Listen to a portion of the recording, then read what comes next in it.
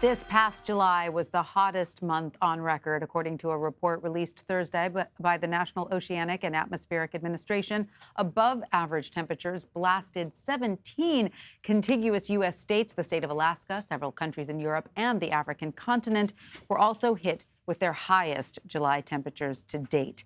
CBS News contributing meteorologist Jeff Berardelli joins me now. Hi, Jeff. Great to see you. Yeah, great to be here. Too bad we have to talk about this. July was the hottest month on record globally. Is that right? July was the hottest July and the hottest month ever since we've been keeping records back in the 1800s. And the reason is that we are emitting tons of carbon dioxide into the atmosphere through the burning of fossil fuels. So it's a really simple equation. The more carbon dioxide we put into the atmosphere, the thicker the comforter gets, the thicker the blanket gets around the Earth, and the warmer it gets. And the warmer water actually, it kind of stores that heat as well. Yeah, let's talk about sea surface temperatures because those were the hottest ever for July as well, right? And what are the immediate negative consequences of that? Well, we should talk about two things. First of all, sea surface temperatures were at record levels, but also ocean heat content is at record heat levels. So when we talk about sea surface temperatures, we're just talking about literally the surface of the water. When we talk about ocean heat content, it's much more comprehensive. It goes down 2,000 meters or so, and that is literally off the charts. Every single year, we set new records. So what's happening is the oceans are absorbing about 93% of the excess heat that the Earth is storing due to fossil fuel emissions.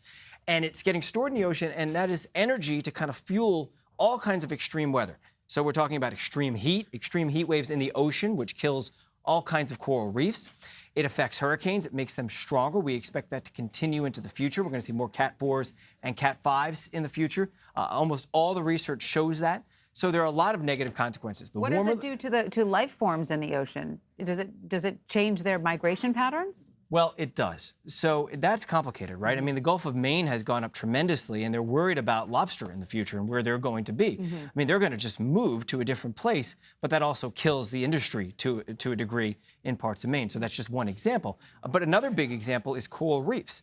We have lost somewhere around probably 40 or 50% of coral reefs around the globe. A lot of that is due to these huge oceanic heat waves, and about 25% of the life in the ocean at some point in its existence depends upon coral reefs. So if you lose the coral reefs, you start breaking down the ocean food chain and the ocean, chain it sets off a chain of events, if you will.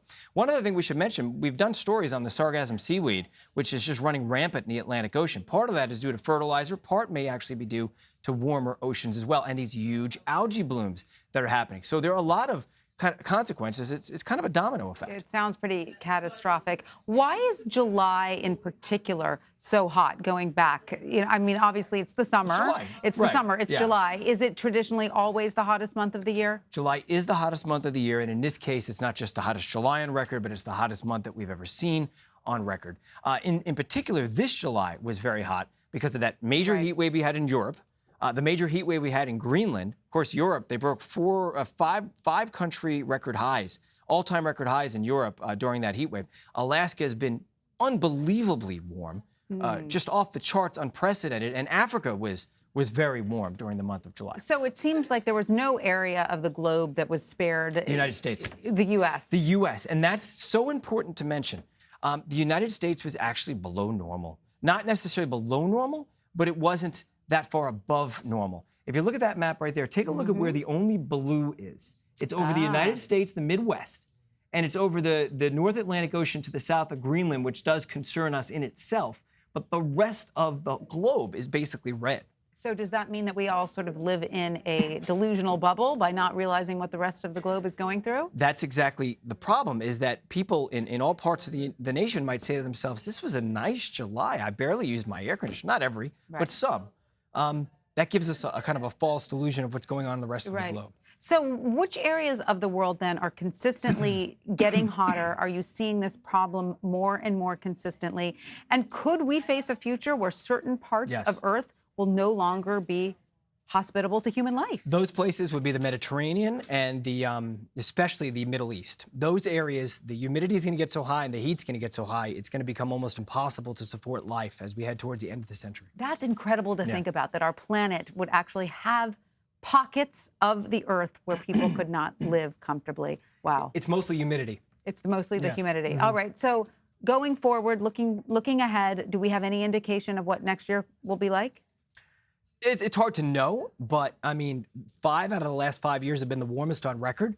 So it's going to be a top 5. And could it be a number 1? It's conceivable, but probably not. All right. We hope not. Jeff Berardelli, thank you so much for You're coming to welcome. see us.